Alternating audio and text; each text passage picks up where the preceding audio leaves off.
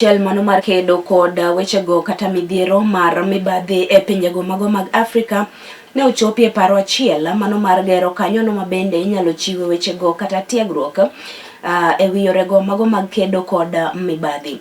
E pacho kae yangore ni tesen makamano ibiro bedo ka igero e buore Nairobi kocha ka bende mae ne oyangi kod ker mano mabende otelo ne riwruok makedo kod mibadhi e pinje Afrika mabende wuok e piny Misri kocha mano migosi Khalid Ahmed Rahman e sach romo margi mane gibago odiochieng' ma kawuono.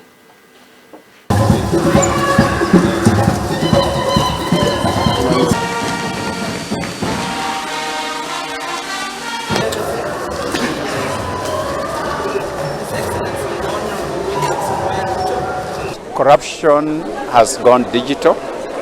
People are no longer stealing just cash. They steal through digital methods.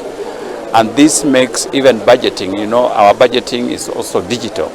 So it is very difficult for us to know whether monies has been put aside that some people are going to exploit unless you can actually try and dig that out. The key take home, other than the center that we've just launched, is the networking in terms of other African agencies sharing information and doing training together and benefiting from one another in terms of provision of information and data.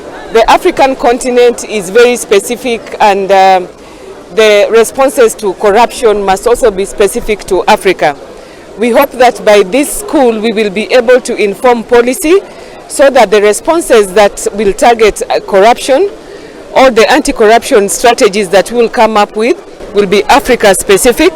Corruption knows no borders and financial crime, and for that reason jurisdictional responses cannot be effective.